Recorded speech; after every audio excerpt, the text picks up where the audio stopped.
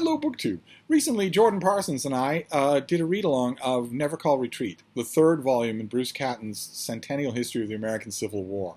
And we enjoyed the experience. And we enjoyed it enough to continue it. So we are going to do another read-along for the month of August. Now, this is a bit late for an announcement video because it doesn't give you much time, but the book has been in the common domain for roughly 1,000 years. So you can certainly download a copy from Project Gutenberg or find a cheap copy, and your library will have a copy. Indisputably, your library will have a copy. So you're welcome to join us for the month of August. We are going to be doing a read-along, or should I say a bead-along, of the Venerable Bede, Ecclesiastical History of the English People. Now, this is the Penguin Classic Translation. The Penguin Classic Translation is the most common one, and it has 5 parts plus some letters and introduction and whatnot. So I haven't talked with Jordan about this, but I'm assuming let's do part 1 for this week. Let's start off slow. Maybe we can pick up steam as we go along. But let's read part 1 for next weekend. So read part 1 of the Ecclesiastical History this week, and then Jordan and I will discuss it on the weekend. And then maybe we'll do part 2 the next week, or part 2 and part of part 3, or something like that. I don't think we're going to read any of the Penguin edition has a whole bunch of extra stuff at the end, famous letters that Bede wrote to other people. We don't have to read those, and I think book 5 is probably a handleable length without them, so that we can glom it onto something else. Plus, August has a number of weekends. I think it has 5 weekends. So I think we'll be fine. We're going to read part 1 this week. And this is an ancient work, and you might think an ecclesiastical history of the English people. That does not sound good. We'll talk all about this on the weekend, but it is surprisingly entertaining, more so than you would think. You have to get into the rhythm of it, and you have to understand that it's not trying to do anything else. It's trying to do exactly what it says. But once you do get into that rhythm, I think it will keep you reading.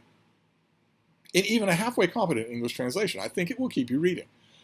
So you've got a date with the Venerable one, with the Venerable Bede for the month of August for a bead-along.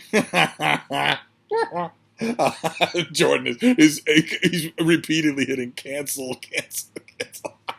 It's too late. I'm an embarrassment to all of Book 2. But we'll be doing that for August. It was at least as much his suggestion as mine. I've got a bunch of ideas in mind. One idea that he brought up that I kind of like is that we concentrate on nonfiction.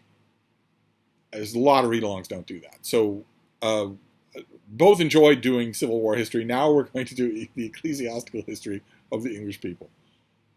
The Venerable Bede. Now, if you've had this author circling in your periphery, maybe you've had a book on the shelf since you were in school, now's the time to give it a try. And we'll be talking all about Bede next weekend. This will be another example, but it's not a bar at all. Matthew at Maybury Book Club and I often had this discrepancy. I think this will be another example where Jordan either has never read the work or is far less familiar with it than I am. It would be difficult to be more familiar with this work than I am, considering that the VB and I went to school together and were quite the couple. We shared ink pots, if you know what I mean. But nevertheless, it'll be a lot of fun. Believe it or not, I know that when you look at it, this does not look like a lot of fun. But it will be. Take my word for it. So you're all invited to join. Find a copy of Bede. Like I mentioned, Project Gutenberg certainly has a copy. I have no idea who translated it, probably a Victorian translator. But the Penguin Classic of Bede is available everywhere. Don't mistake it. Penguin also does a volume called The Age of Bede. It's not the same thing. You want the whole work of or all that's in this volume. Bede wrote a lot, and barely any of it has ever been translated into English. But you don't want The Age of Bede. That's just going to give you, that's 4 different authors, only one of whom is Bede. You want the ecclesiastical history of the English people. And find a copy, go to your library and see if they have a copy. The librarian will probably kiss you. No one's taken this out in 1,000 years. And then give it a try. Give it a try along with us and see if you don't enjoy it. Anyway, I'm going to wrap this up. I'll see you next weekend. Thank you, BookTube.